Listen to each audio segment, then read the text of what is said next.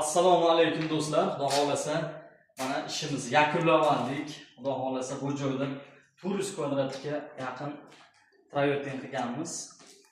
Yaqinroq olib ko'rsatamiz.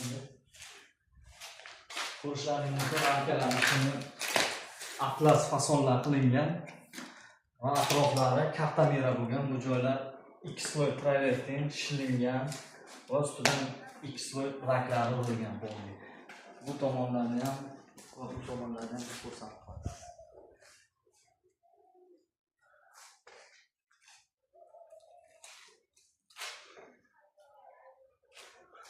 Endi tashqarilarni ko'rsatamiz.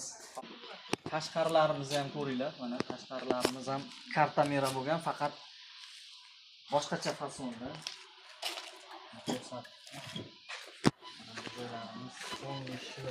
Kartamera bo'lgan. Bu tomonga qarab ketgan. Ko'chaning narigi tomonini ham ko'rsatamiz.